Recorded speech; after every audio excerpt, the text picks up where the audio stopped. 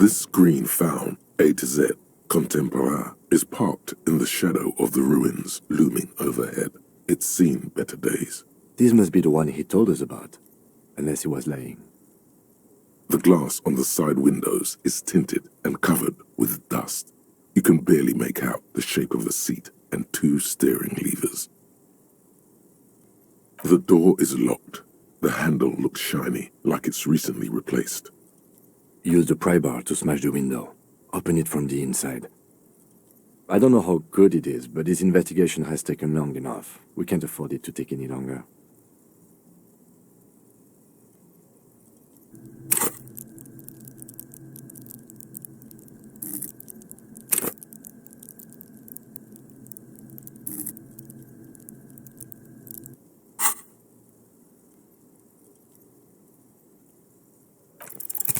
Pry bar in hand, you take a hard swing at the window. A loud thunk rings out and the pry bar bounces back, leaving a tiny spider web on the glass.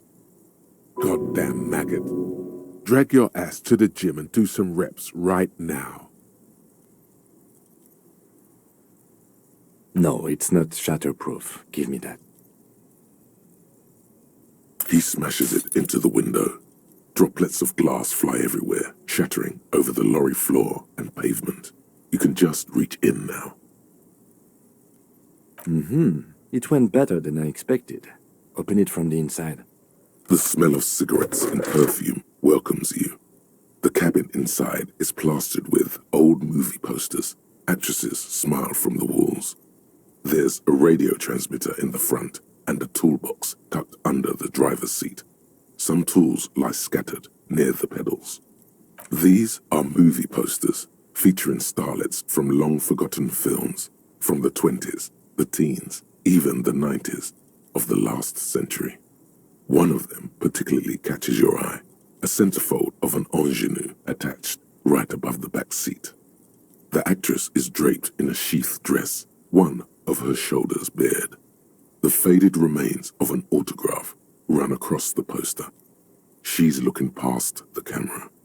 The actresses and the rear actor all smile you a warm goodbye. A radio transmitter is attached to the dashboard and a toolbox sits under the driver's seat. Looks like the frequency dial is absent. It requires a key to work, but the key has been removed, likely by the missing lady driver. Strange. There are so many radio stations saved here. Must be over 100 at least. For contacting an entire fleet of lorrymen, for example. This is all shortwave, UW and UKV. Looks like we are dealing with an impressive organizational tool. The nerve center of a huge operation, with quite a range too. Doesn't look like it. It's completely inoperable without a dial key. The smell of 1,000 cigarettes, some dead actresses, and a rusty old toolbox under the seat. You wedge yourself under the steering wheel to get a better look. Seems like the few tools lying around here, a hammer, a pair of pliers, a rusty wrench, have been casually thrown there by the disorganized driver. But one odd detail does catch your eye. A piece of sandpaper has been glued to the throttle. Sandpaper adds extra grip. Sandpaper? A novel technique? The movie stars are still smiling from the walls. There's a radio transmitter in the front and a pull-out toolbox tucked under the driver's seat. Some tools lie scattered near the pedals. A metallic drawer slides out from the seat.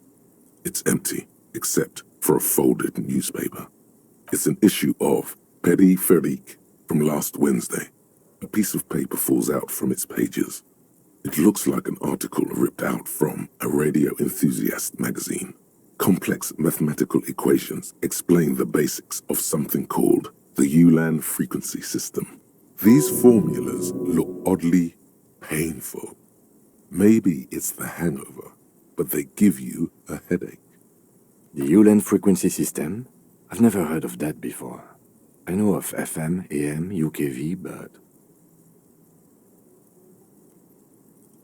The pull-out toolbox slides back into its nest. The rest is as it was. Radio, posters, a trace of motor oil smell under all the cigarettes.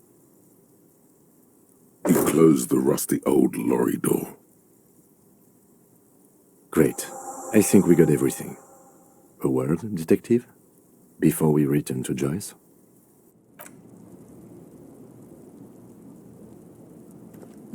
All right, we've finished here. Let's quickly debrief and go over what we found, so we don't do it in front of the company rep. Honestly, I'm quite worried by what we've seen so far. The evidence seems to point to a rather extensive and well-organized operation. I'm especially intrigued by that radio transmitter, particularly the sheer number of stations it can connect. Looks like this alleged drug trade casts a wide net.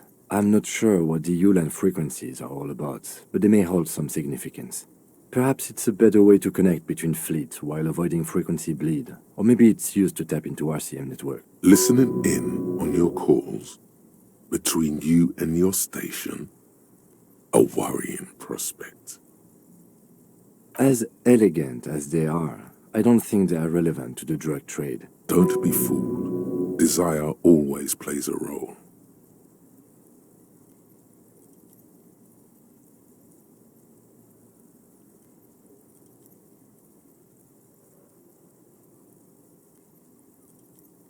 Yes, well...